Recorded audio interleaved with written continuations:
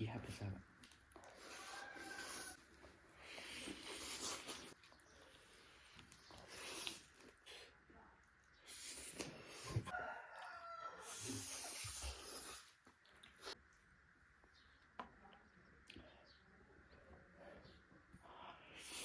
Kurunje ma'am sit ma'am ko pulai keno je channel je Maggie ngone ma'am sile Keno Korean style go ne. ma'am how did you hapsa ke video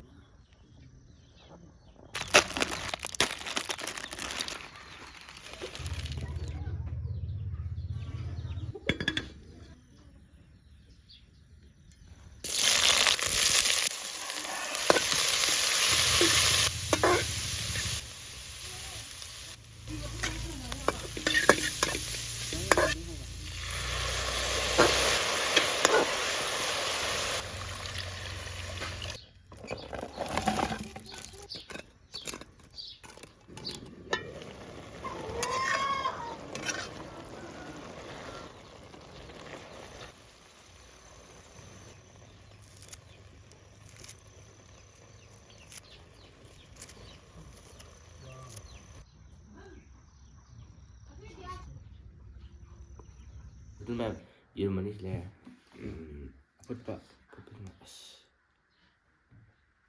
nhưng mà ma'am ko comment pa thok tin ma'am sau to bi na de ko na story mo pang sa ba comment pa thok nuai de ba to ma'am comment to ngana pa thok video namjar ke ma'am tin jo le to ma'am ko si cha de sine me gi je la ga Korean style ho. ko na sa la ho ne to ha ma sa de ma'am ando ma'am sa ba no to se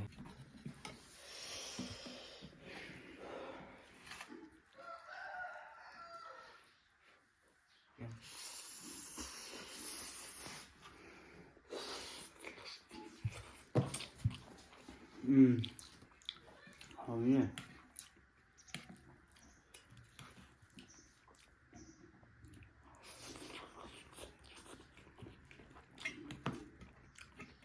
ma'am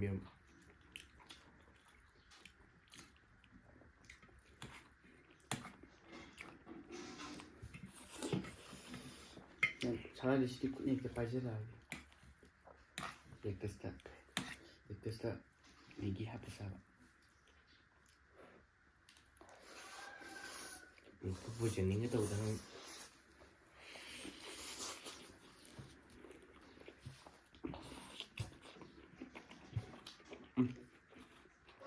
hỏi rồi mà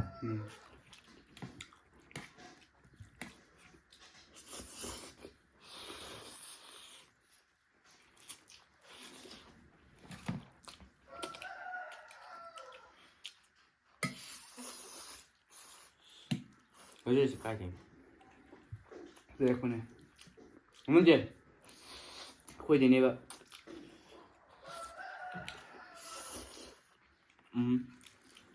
mà mai ngồi đâu đây sẽ là con cò vậy mình cái mềm thì nó cũng là hảo vậy bạn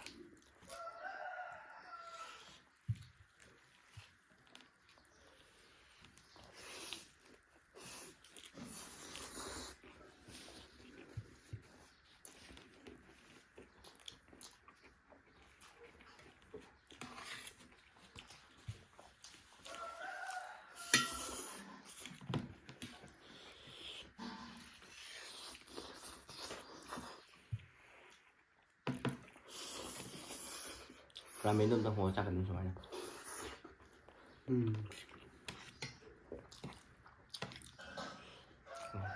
또 잘 봐. 예.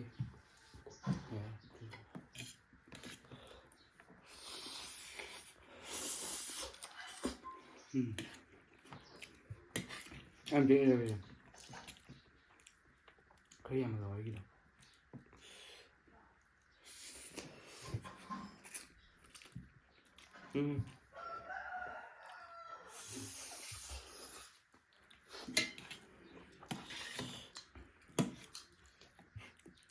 예. 예, 그래.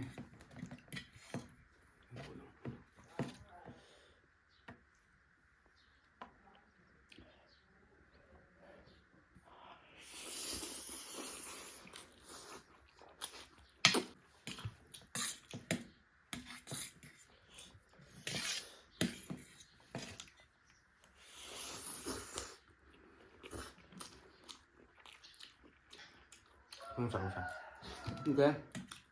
Hoài nè. Dùng sạch lại.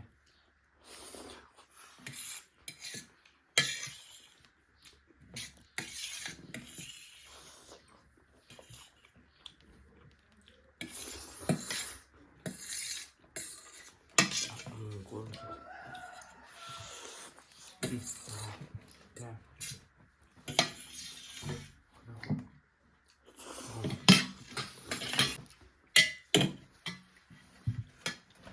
tụi em mà quên gì kìa Korean style Maggi hồ cho em hào ấy tụi em đẹp tới cái cốt là sao cho hào ấy tụi em chán những moment thì tụi em đúng cả mình đi biểu mua Thôi dùng ra đây. tụi mấy em cái video chỉ vừa Hãy review đi. những video like subscribe tụi em Ada bell icon nào đó. tụi em mà thấy video tụi nó sẽ đi bye bye